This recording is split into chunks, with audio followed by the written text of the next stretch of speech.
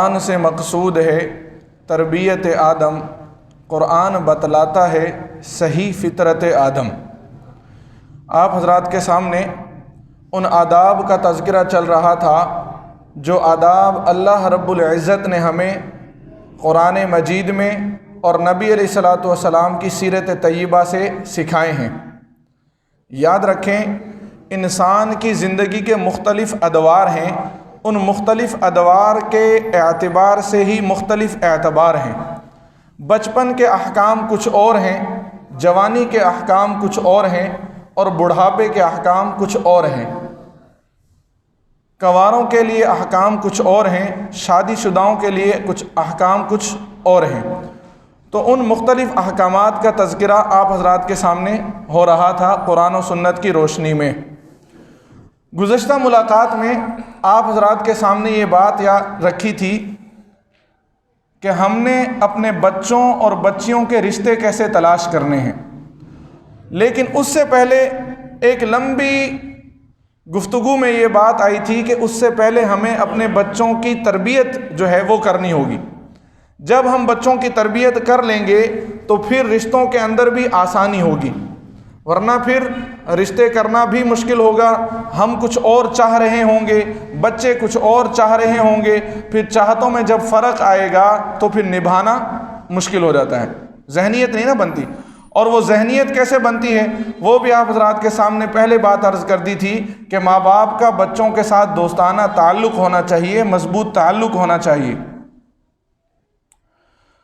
تو رشتوں کے سلسلے میں کچھ باتیں جو ہیں وہ پچھلی ملاقات میں رہ گئی تھیں، چونکہ وقت کم ہوتا ہے اور کچھ احباب بھی جو ہیں وہ آنے کی زحمت جلدی نہیں کرتے، تو اس وجہ سے بھی کچھ باتیں رہ جاتی ہیں۔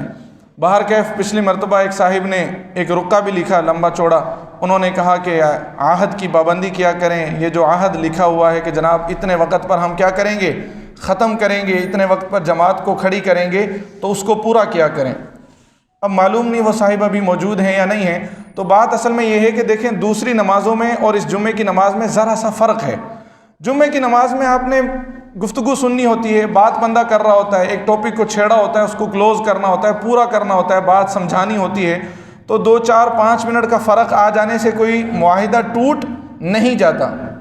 معاہدہ ہے، یوں سمجھ لیں کہ 1:45 سے 2 بجے کے درمیان میں ہم کیا کریں گے، نماز پڑھائیں گے، بس بات پوری ہوگی جناب۔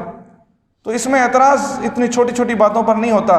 اب میں بار بار گھڑی کو دیکھتا رہوں یا جو بات سمجھا رہا ہوں وہ سمجھائیں، سمجھ آ رہی بات بھائی؟ تو لہٰذا جو بات قرآن و سنت کی روشنی میں سمجھائی جا رہی ہے اس کو دھیان سے بتایا جائے، سمجھایا جائے، اور آپ کی بھی کوشش ہو کہ ہم اسے سنیں، نہ کہ ہم گھڑی کی طرف بار بار دیکھیں۔ تو کوشش کیا کریں کہ ان باتوں کو ذرا نظر انداز کر دیں، اگر کوئی 2 4 منٹ اوپر ہو جائیں تو کچھ نہیں ہوتا۔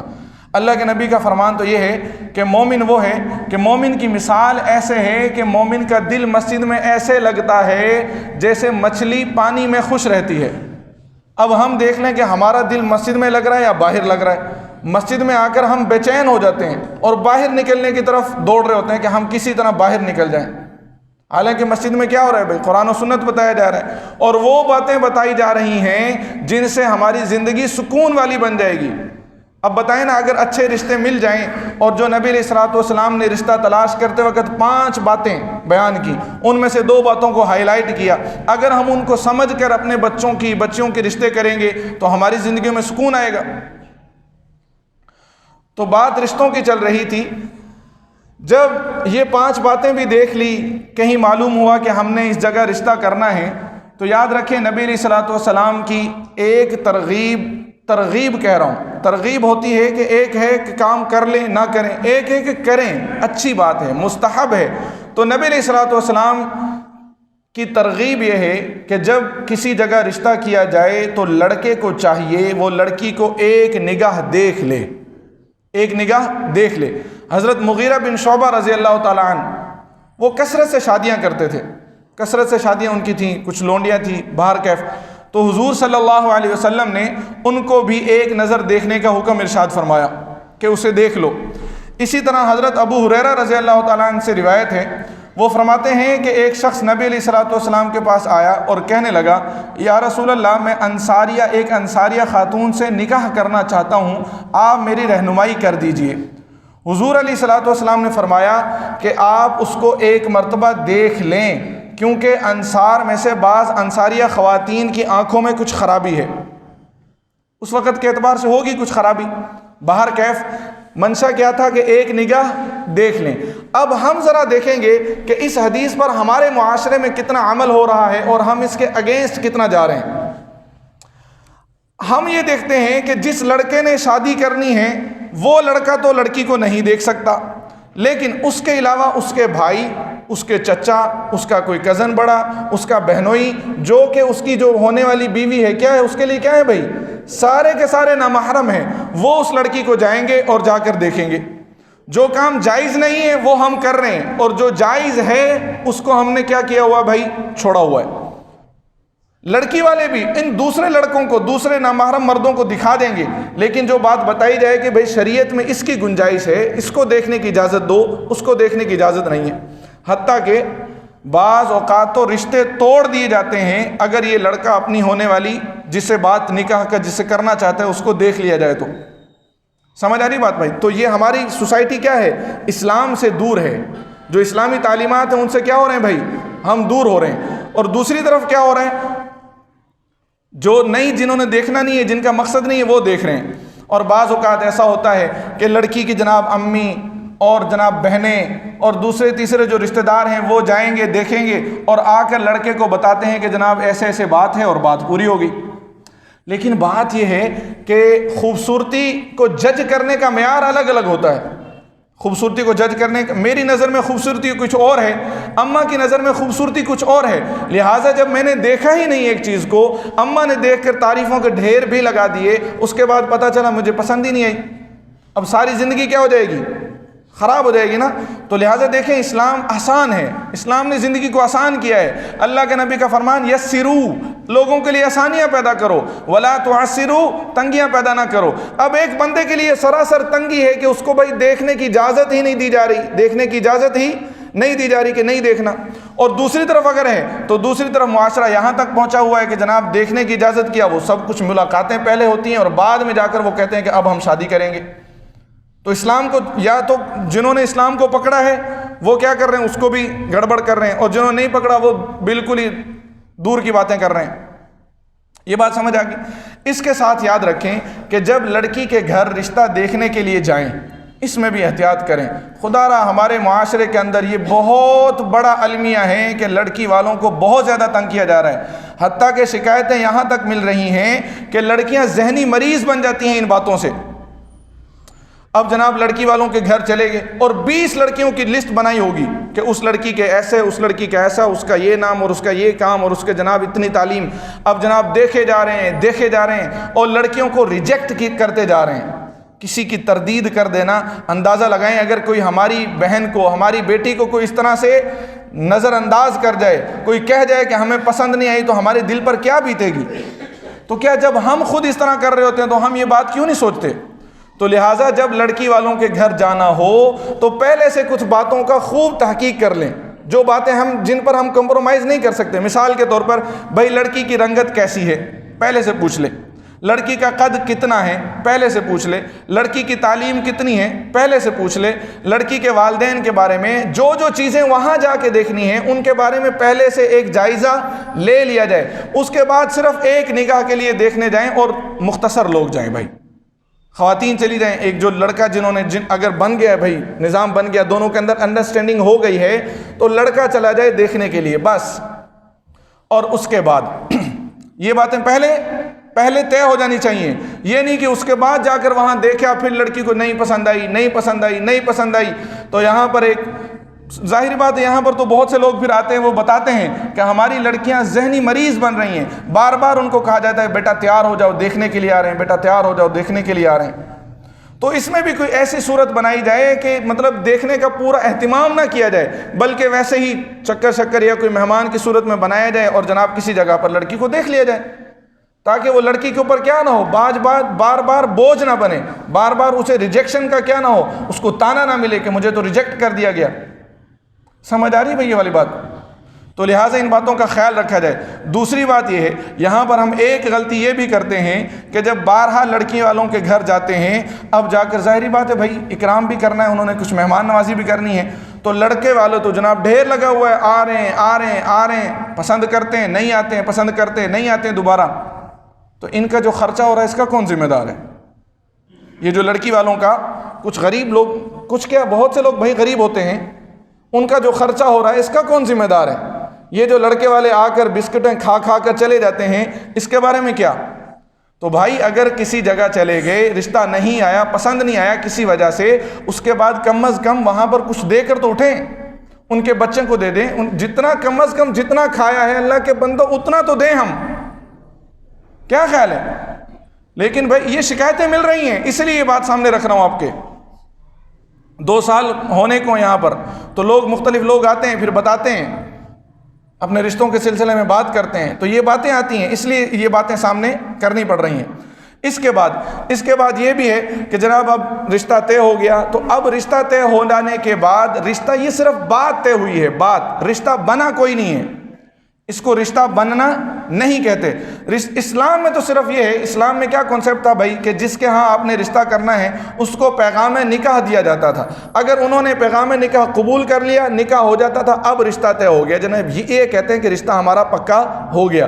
یہ جو ہمارے ہاں منگنی ہے، منگنی کا اسلام میں کنسیپٹ نہیں ہے، عربی کے اندر تو منگنی کا لفظ ہی کوئی نہیں ہے، نہ اس کی ٹرانسلیشن ہم کر سکتے ہیں وہاں پر، سمجھ آ رہی بھائی بات؟ لہٰذا منگنی کا اگر آج ہم بات کریں گے تو یہ ایک ایگریمنٹ ہوتا ہے کہ بات طے ہوگی، جناب ہم نے یہاں پر بات کرنی ہے اور ہم یہاں پر اگلے 2-4 ماہ سال میں شادی کریں گے۔ لیکن اس کے ساتھ یاد رکھیں، جو ہمارے معاشرے کے اندر آج ایک بیماری آ رہی ہے، وہ یہ سمجھتے ہیں کہ منگنی ہو گئی، اب لڑکا اور لڑکی کے لیے بات کرنا حلال ہو گئی، جائز ہو گئی۔ نہیں، یہ کوئی کانسیپٹ نہیں ہے، یہ جائز نہیں ہے، لڑکا اور لڑکی کے لیے بات کرنا جائز نہیں ہوتا، لیکن آج ہمارے ہاں اس کو جائز سمجھا جاتا ہے، اور نہ لڑکی کے گھر والے اس کو منع کر رہے ہوتے ہیں، نہ لڑکے کے گھر والے منع کر رہے ہوتے ہیں، 24 گھنٹے فون میں چپکے ہوتے ہیں، اور جناب اگر پوچھ لے جائے تو کہتے ہیں میں وہاں بات کر رہا ہوں، جائز صورت بنائی ہوئی ہے نا، تو میں وہاں کیا کر رہا ہوں؟ بات کر رہا ہوں۔ اور بعض اوقات اس کا نقصان یہ بھی سامنے آتا ہے کہ باتیں کرنے کا نقصان، کہ بعض اوقات منگنیاں ٹوٹ بھی جاتی ہیں، اب یہ جو باتیں کی ہیں یہ کہاں جائیں گی؟ تو یہ باتیں سراسر جائز ہے ہی نہیں ہے، ایک نامحرم ہے، وہ منگیتر، فیونسی، جو کیا ہے بھائی، یہ جتنی بھی چیزیں جو نام رکھے ہوئے ہیں سب کیا ہیں ذیشان صاحب؟ سارے ناجائز ہیں، لہٰذا ان سے بات نہیں کر سکتے۔ اب نوجوان کہتا ہے کہ میں نے تو دیکھنا ہے، مزاج تو دیکھنا ہے بھائی، لڑکی کیسا مزاج کیسا ہو اس کا، تو مزاج کے لیے دیکھیں، یاد رکھیں، صحیح یہ بات اتنا ہو جانا چاہیے کہ اتنا مزاج جان لیں کہ لڑکی کا بارے میں معلوم کر لیں، چاہے لڑکی سے ڈائریکٹ بقدر ضرورت کہ بھائی آپ نقاب کرنے والی ہیں، پردہ کرنے والی ہیں، نماز پڑھنے والی ہیں نہیں ہیں، کیا پسند ہے کیا ناپسند ہے، دونوں کی پسند ناپسند کا ایک ذرا سا اندازہ ہو جائے۔ اب مثال کے طور پر ایک بندہ ہے، وہ یہ چاہتا ہے کہ بھائی میں تو بالکل باپردہ خاتون سے شادی کروں گا، بالکل باپردہ خاتون، لیکن جس سے رشتہ طے ہوا ہے وہ بہت پڑھی لکھی یا کچھ بھی لگا لیں، وہ کہتی ہے بھائی میں تو پردہ وردہ نہیں کروں گی، مجھے تو اپنے بال دکھانے۔ سمجھ آ رہی بات؟ اب ان دونوں کے درمیان کیا ہو جائے گی؟ بعد میں مس انڈرسٹینڈنگ ہوگی، لہٰذا اتنی باتوں کا جان لینا، اس مزاج کا جان لینا یہ جائز ہے، اتنا بندہ پتہ لگا لے۔ اسی طرح لڑکی بھی اتنا پتہ لگا سکتی ہے۔ اب مثال کے طور پر کسی لڑکی کو جناب داڑھی والا بندہ پسند ہی نہیں ہے، ہوتی ہیں کچھ ایسی بھی ذہنی مریض کہہ لیں، داڑھی والا بندہ پسند نہیں ہے اور صاحب نے داڑھی رکھی ہوئی ہے، اب شادی ہوگی تو لڑائی ہوگی، تو لہٰذا پہلے سے پتہ کر لے کہ یہ جو چیزیں ہیں، یہ 2-3-4 باتیں، ان کے بارے میں جان لینا یہ کیا ہے؟ اچھا ہے، مناسب ہے، اس قدر کر لینا چاہیے۔ اس کے بعد بھائی جب رشتہ طے ہو گیا، اب رشتہ طے ہو جائے، اب یہ ساری باتیں آپ دیکھ رہے ہیں یہ کیا ہیں؟ اسلامی تعلیمات کے مطابق آپ سمجھ رہے ہیں، دین دیکھیں کتنا آسان ہے، یہ ہماری زندگیوں میں سکون لائے گا۔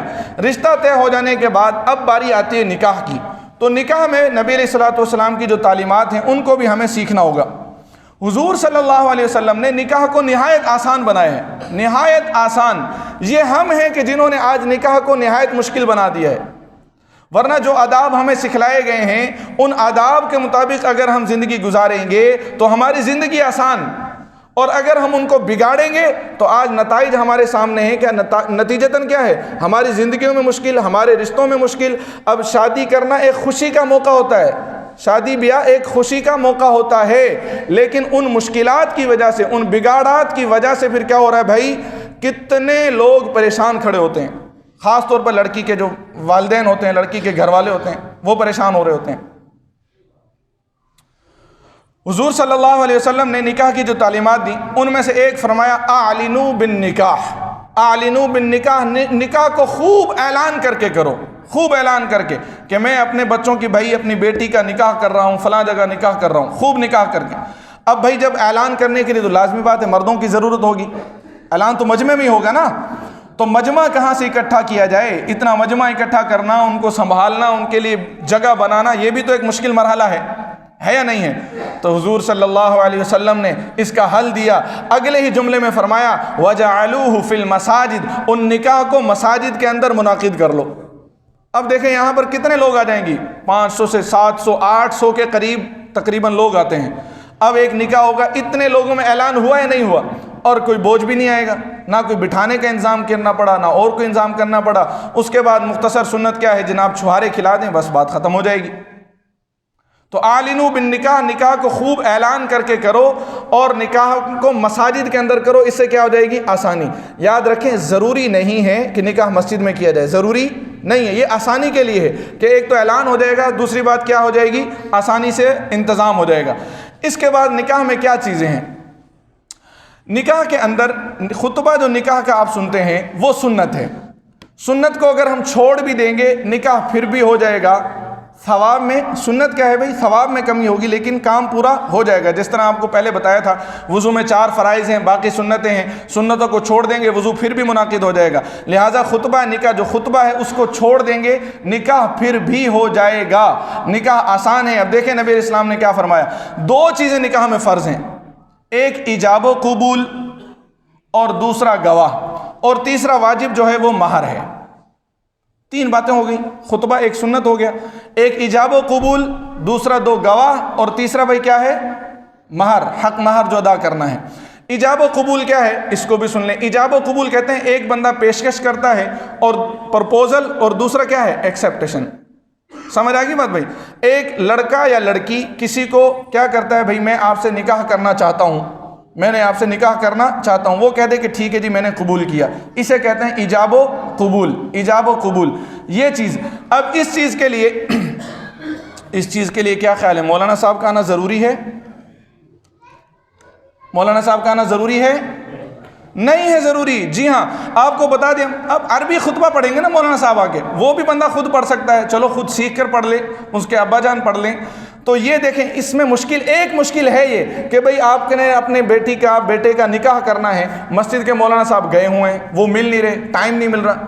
تو بھائی اسلام نے نکاح کو آسان کیا ہے، مولانا صاحب کا آنا، مولوی صاحب کا آنا ضروری ہے ہی نہیں ہے نکاح میں، وہ صرف خطبہ نکاح پڑھیں گے۔ ہاں یہ الگ بات ہے کہ ایک اگر بزرگ بندہ، ایک مولانا صاحب، عالم صاحب، قاری صاحب نکاح پڑھائیں گے، برکت آ جائے گی، وہ الگ بات ہے۔ اب دیکھیں حضرت عبد الرحمن بن عوف رضی اللہ تعالیٰ عنہ، صحابی رسول اور بہت بڑے تاجر ہیں، نبی علیہ الصلوۃ والسلام کے پاس مجلس میں تشریف لائے۔ اب ان کے کپڑے پر زعفران کے نشانات تھے، زعفران خوشبو لگائی ہوئی تھی۔ حضور صلی اللہ علیہ وسلم نے پوچھا عبد الرحمن یہ نشانات کیسے بابا؟ انہوں نے کہا یا رسول اللہ میں نے نکاح کیا ہے، تو میں نے کل نکاح کر لیا، تو تب میں نے کیا لگائی تھی؟ خوشبو لگائی تھی۔ اب حضور صلی اللہ علیہ وسلم تو نہیں کہہ رہے بھائی مجھے بلایا ہی نہیں، سمجھ آ رہی بات؟ اب آپ دیکھیں صحابی رسول نبی علیہ السلام موجود ہیں، وہ تو نبی علیہ السلام کو نہیں بلا رہے کہ بھئی آپ ہی آئیں گے ہمارا نکاح پڑھائیں گے تبھی ہمارا نکاح ہوگا۔ میں جو بات سمجھانا چاہ رہا ہوں وہ سمجھ رہے ہیں، نکاح آسان ہے، آسان ہے، آسان ہے، اس کو مشکل نہ بنائیں، ہم نے اس کو بہت مشکل بنا دیا ہے۔ تو وہ جو مولانا صاحب کو ہدیہ، کپڑا، سوٹ، فیس دینی ہوتی وہ بھی کیا ہو گئی؟ بچ گئی کہ نہیں بچ گئی؟ بچ گئی، جی ہاں۔ اور پھر دیکھیں اس حدیث سے یہ بھی تعلیم لے کے جائیں کہ حضور صلی اللہ علیہ وسلم ان صحابی کو نہیں کہہ رہے کہ یہ کیسی پیار، یہ کیسی محبت، یہ تو بہت بڑی بے وفائی ہو گئی کہ آپ نے ہمیں بلایا نہیں۔ آج اگر ہمیں کوئی دوست نہ بلائے، ہمیں کوئی رشتہ دار نہ بلائے تو ہم تو کہیں گے بس بات ختم بھائی، قطع تعلق کی، تو نے مجھے اتنی اہمیت نہیں دی کہ مجھے اپنی شادی میں بلاتا، مجھے تو لفٹ ہی کوئی نہیں کروائی۔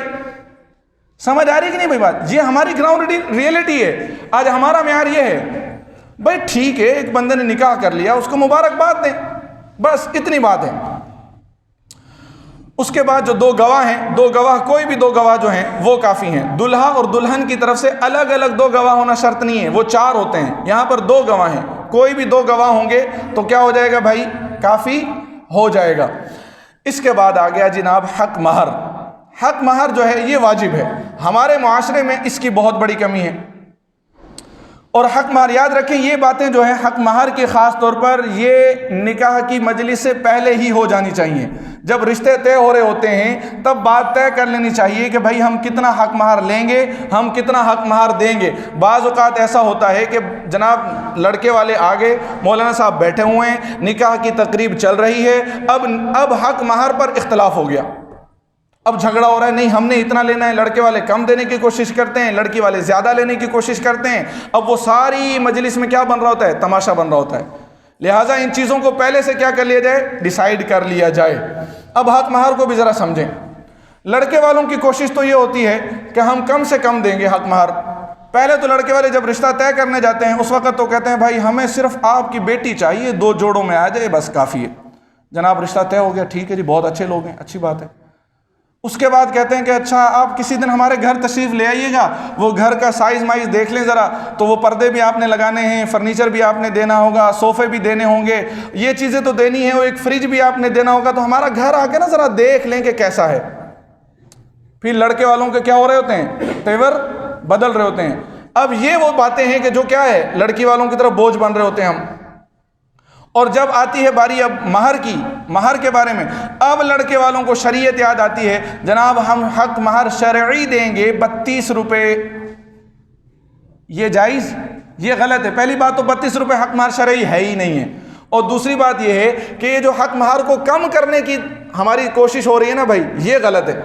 اتنے پیسے دوسرے تیسرے کاموں میں لگائے جا رہے ہیں، لیکن جہاں پر پیسے لگانا ہے، جو اللہ نے حکم دیا ہے، اس پر لگا ہی نہیں رہے۔ حق مہر دینا فرض ہے، فرض۔ اللہ تعالیٰ قرآن پاک میں فرماتے سورۃ النساء وآتوا النساء صدقاتہن نحلہ، اور ان کے حق مہر ان کو دے دو نحلہ، خوشی خوشی دو۔ اور حتیٰ کہ محدثین اکرام نے، فقہاء اکرام نے یہاں تک مسئلہ لکھا ہے کہ اگر کسی صاحب نے حق مہر ادا نہیں کیا اور وہ شادی کے بعد مر گیا، اب جب اس کی وراثت تقسیم کرنے سے پہلے اس کی بیوی کو وہ مہر ادا کیا جائے گا، گویا اس کے اوپر وہ قرض ہے، قرض۔ اور مقروض بندے کے بارے میں بھائی کیا آتا ہے؟ مقروض کا جنازہ بھی، سمجھ رہے ہیں بات؟ تو لہٰذا بھائی حق مہر دینا بہت ضروری ہے۔ لیکن ہمارے ہاں حق مہر کے بارے میں ایک غلط فہمی یہ ہے کہ حق مہر تو تب دیا جاتا ہے جب بیوی کو چھوڑا جا رہا ہے۔ نا نا نا نا نا، یہ غلط فہمی ہے۔ حق مہر بیوی کے ساتھ پاس آنے کا جو بدلہ ہے وہ حق مہر ہے۔ حتیٰ کہ اگر ایک بندہ حق مہر ادا نہیں کر سکتا تو اس کی خاتون کو حق ہے کہ وہ اس خاوند کو روک دے، میرے پاس نہ ہو۔ سمجھ آ رہی بات؟ تو یہ حق مہر کی ہے۔ اب حق مہر کی مقدار کیا ہے؟ حق مہر کی مقدار تو اللہ تعالیٰ نے حق مہر کی مقدار کو کم اور زیادہ میں اس طرح بیان نہیں کیا، لیکن نبی علیہ الصلوۃ والسلام کی حدیث مبارکہ ہے جس میں حضور صلی اللہ علیہ وسلم نے کم مقدار تو بیان کی ہے، زیادہ کو بیان نہیں کیا۔ زیادہ جتنا چاہے دے دے بندہ، زیادہ جتنا چاہے دے دیں۔ حضرت جابر رضی اللہ تعالیٰ عنہ سے روایت ہے، نبی علیہ السلام نے فرمایا لا مہر لأقل من 10 دراہم، کہ 10 درہم سے کم مہر نہیں ہے، 10 درہم سے کم مہر ہے ہی نہیں ہے، یعنی 10 درہم سے کم مہر ہم نہیں دے سکتے، یہ حدیث ہے۔ اب بھائی یہ 10 درہم کتنے ہیں، اس کی مقدار کیا بنے گی؟ تو اس کے لیے پھر ہمیں دراہم کو جج کرنا پڑے گا کہ کتنے بنتے ہیں۔ 1 درہم کو بتاتا ہوں، باقی حساب کتاب آپ بعد میں خود کر لیجئے گا۔ 1 درہم جو ہے وہ بنتا ہے 3 گرام 60 ملی گرام، 3 گرام 60 ملی گرام چاندی۔ اب اس کو جب ہم لے کے جائیں گے تو یہ 30 گرام 20 ملی گرام جو ہے چاندی بنے گا۔ اس کی مالیت جو ہے وہ کسی بھی سنیارے سے پتہ کر لی جائے تو اتنی ہے، کم سے کم حق مہر یہ ہے۔ میری بات سمجھ رہے ہیں بھائی؟ بات کم سے کم، تو کم سے کم میں جب آئیں گے تو تقریباً 4000 کے قریب یہ روپے بنیں گے۔ اب یہ اس شخص کے لیے ہیں کہ جس کے پاس بالکل مال و دولت نہ ہو، بہت ہی غریب ہو، اب وہ اپنا جمع کنجی کر کے بھی اتنا تو حق مہر دے گا ہی دے گا۔ لیکن جب ہم زیادہ کی بات کریں کہ حق مہر زیادہ کتنا ہے، تو یاد رکھیں نبی علیہ الصلوۃ والسلام کا ہم نے کلمہ پڑھا ہے، حضور صلی اللہ علیہ وسلم کے امتی، تو پھر ہمیں دیکھنا ہوگا کہ اللہ کے نبی اپنی ازواج کو کتنا حق مہر دیا کرتے تھے۔ تو حضور صلی اللہ علیہ وسلم نے اپنی کسی بھی بیوی کو 400 درہم سے کم مہر نہیں دیا، 400 درہم سے کم مہر نہیں دیا۔ حتیٰ کہ حضور صلی اللہ علیہ وسلم کی بیٹی حضرت فاطمہ رضی اللہ تعالی عنہ ان کا حق مہر 500 درہم تھا، 500 درہم۔ اگر آج کے مطابق اس کو کیلکولیٹ کریں گے یہ 1 لاکھ روپے سے زیادہ بنے گا۔ سمجھ آ رہی بھائی بات؟ لیکن یاد رکھیں نکاح آسان ہے، اگر ایک بندہ غریب ہے تو اس کا کف بھی کیا بنے گی؟ غریب لڑکی بنے گی۔ اس کا کف، اس کی برابری ہم پلہ کون بنے گی؟ غریب لڑکی بنے گی، لہٰذا اس کو حق مہر کم ہی دیا جائے گا۔ لیکن آپ کو یہ بات پتہ ہونی چاہیے کہ اگر ہمارے پاس طاقت ہے تو ہم نے خوب زور لگانا ہے، حق مہر زیادہ سے زیادہ دینے کی کوشش کرنی ہے۔ ایک مرتبہ حضرت عمر رضی اللہ تعالیٰ عنہ خلیفہ وقت امیر المؤمنین مسجد میں اعلان کیا کہ بھائی میں یہ دیکھ رہا ہوں کہ لوگ اور خواتین حق مہر بہت زیادہ لکھوا رہی ہیں اور بہت زیادہ حاصل کر رہی ہیں حق مہر، تو لہٰذا میں امیر المؤمنین یہ اعلان کرتا ہوں کہ آج کے بعد 400 درہم سے زیادہ حق مہر نہیں دیا جائے گا۔ اب یہ خطبہ ختم کرنے کے بعد مسجد سے باہر تشریف لے گئے۔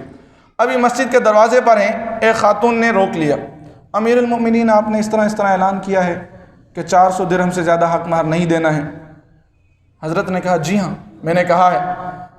اب وہ خاتون کہہ رہی ہیں، وہ عورت کیا کہہ رہی ہے کہ کیا آپ نے قرآن نہیں پڑھا؟ اب یہ دیکھیں، یہ عورت نے جب قرآن کو پڑھا، ان خواتین نے قرآن کو پڑھا تھا۔ آج ہم دیکھ لیں کہ ہماری خواتین قرآن پڑھتی ہیں، سنتی ہیں، قرآن کی تعلیمات ہیں یا نہیں ہیں۔